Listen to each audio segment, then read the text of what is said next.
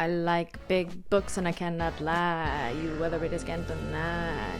Gotta stick with tradition. If you don't know, this is a revisiting of a video that I made a year ago talking about big books. That was my first introduction into talking about big books on the channel. I've obviously read more. I love big books. I think a big book is like 400 to 500 pages plus. A couple of these books on here are gonna be just under 400 pages or will just be hitting 400 pages, but I think that they encompass the atmosphere of what a big book is like. So if they're a little bit on the smaller side, rest assured my experience with reading them felt like a big book. So let's get into the categories. I have broken this up into a couple of categories just for easier consumption. Let's talk about general fiction. I've unintentionally created a list of books that are all centered around one central theme, and that is family, whether it's a loving family or whether it's a dysfunctional family. I feel some of the most successful big books that I've read recently are all centered around family. The most recent big book that I have read, that I have high praises, and something that I think is a true big book, but the payoff is worth it, is The Bee Sting by Paul Murray. I just read this from my Patreon book club. You can sign up.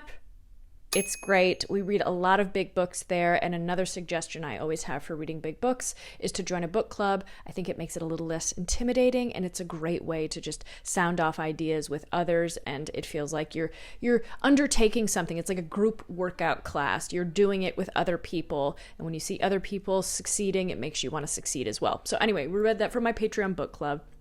And we all had, I think, pretty positive experiences with it. So this is all centering around the Barnes family. And essentially the four central characters in the Barnes family are Cass, the daughter, PJ, the son, Dickie, the father, and Imelda, the mother. There are also additional characters that are highlighted as well, but those are the primary vessels for telling the story. The family is suffering from some financial ruin, and the perspective of the ruin is told through all four people, not explicitly talking about the finances, but just much more of their relationship to people, the relationship to themselves, the relationship to the family, and how they are struggling with identity in the guise of this financial world. It's great family saga. And to piggyback off of that, we're going to talk about the smallest book on this list, but a book that I think is deserving of being grouped with big books because it feels ambitious enough to be in that world, and that is Geek Love by Katherine Dunn. Now, I also wanted to put this on here because I do a lot of videos surrounding weird, disturbing novels, and so many people say,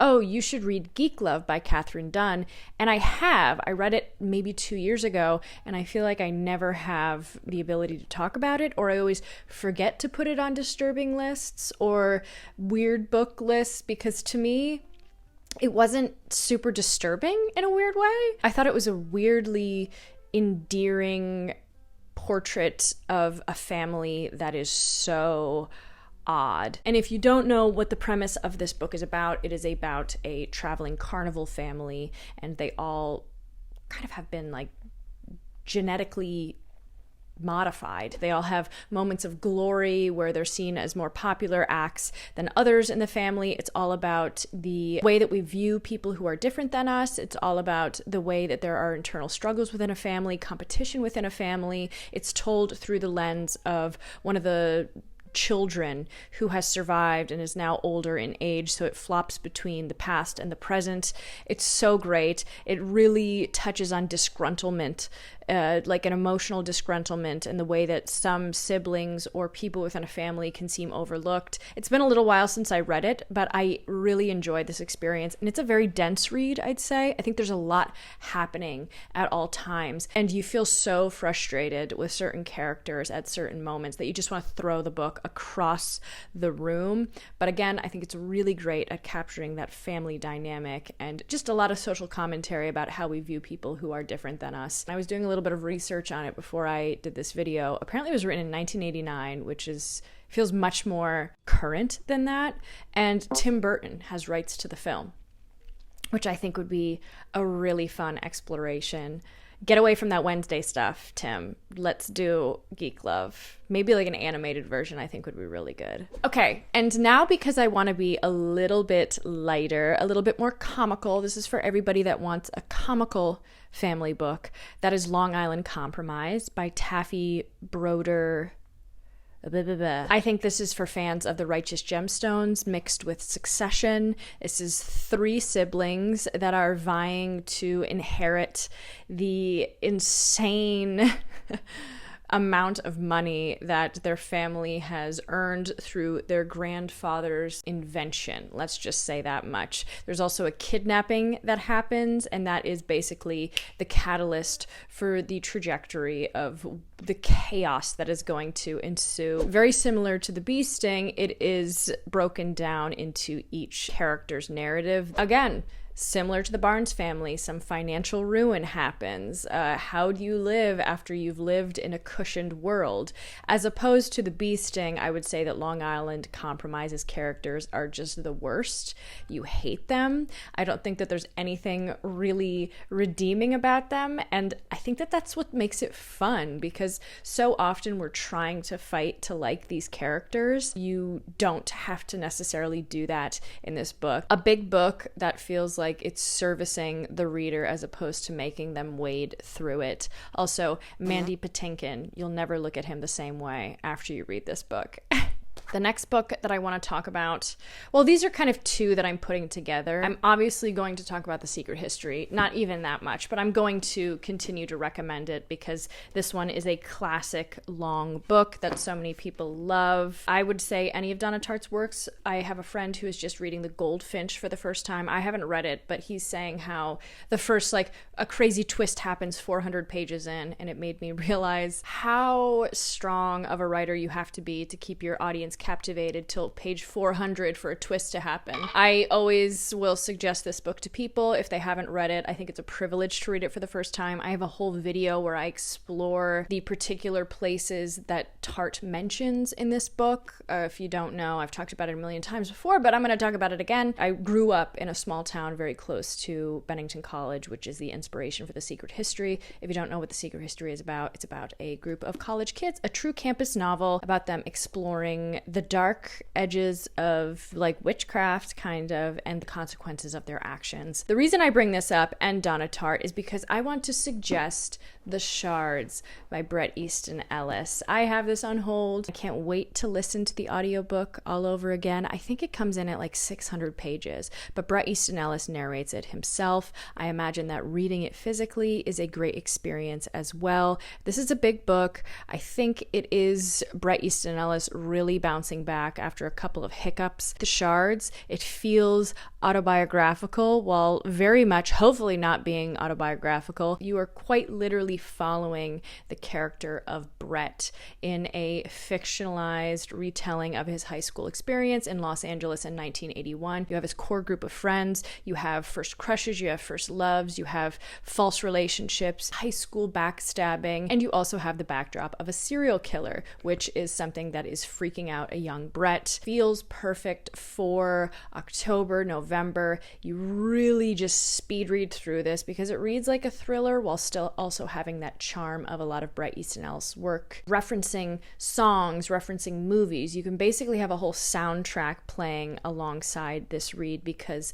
Bret accompanies a lot of these moments to specific songs. And the reason that I tie Donna Tartt and Bret Easton Ellis in together because it's my favorite little duo, my favorite little fall duo, because they both went to Bennington College. So I don't know, I just feel an intense kinship to the both of them, and I think that they write really great long stories. And then because I just have to do it, and if we're going to talk about like fall sorts of things, I read my first physical Stephen King this year, and I think I'm going to suggest this for a lot of the literary fiction readers, maybe not even some of the people who like horror. I think you think Stephen King, you think horror. Whoa, right? Well, I read 11/22/63, and while it has elements of thriller, it has elements of horror, it's definitely not confined to just that. This is a great retelling of the JFK assassination through the idea that there's a man who can time travel through this portal and potentially stop it. It's 850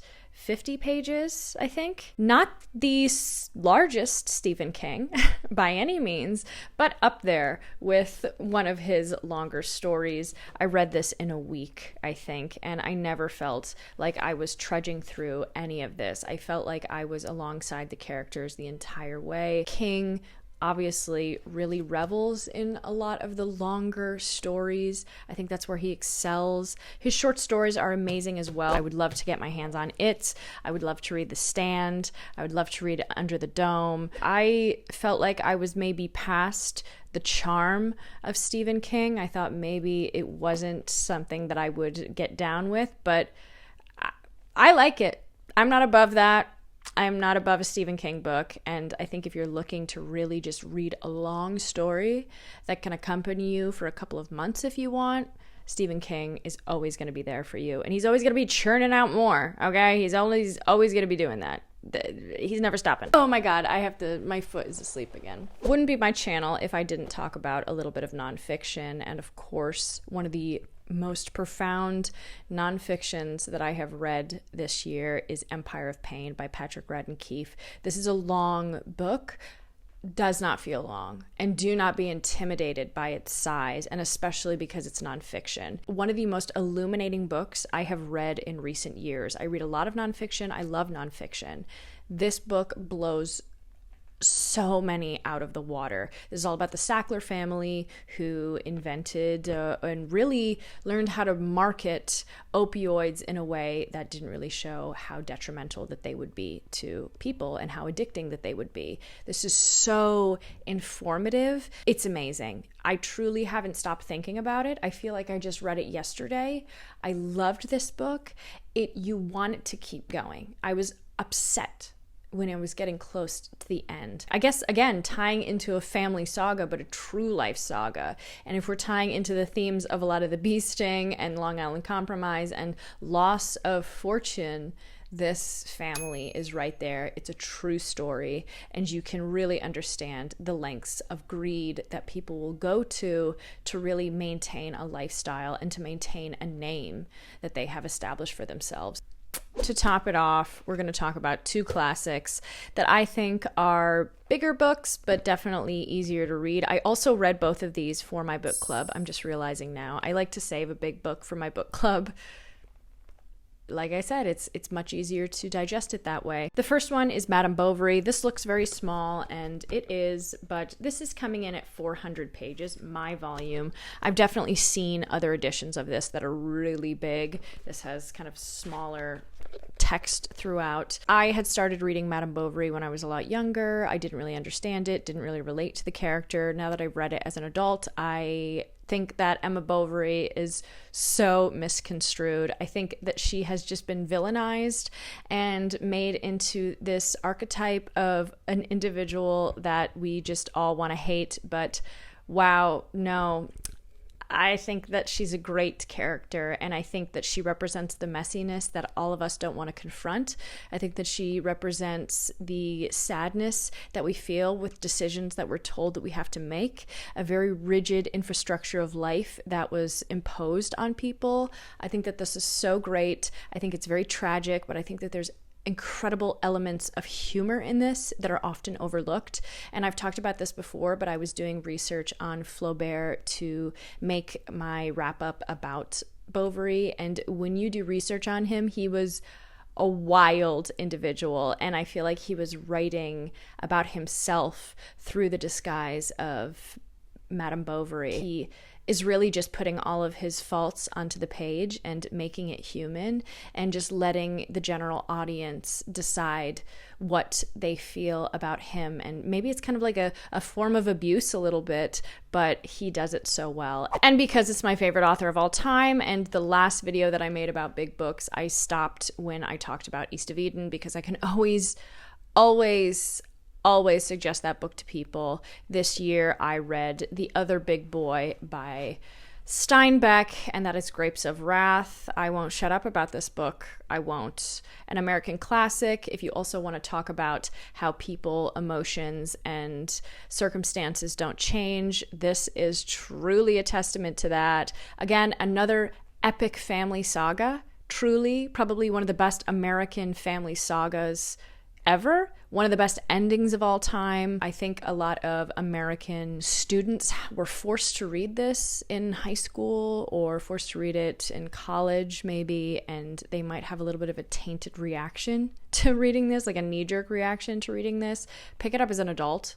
Truly, I can't tell you how much more informative it is for the soul to read this as an adult, how much more you sympathize with the characters and what they're going through, the struggles. And again, things don't change. Things do not change. It feels more pertinent than ever to read it. This is a great book about family struggle, uprooting, and trying to make sense in a world that is domineering around you.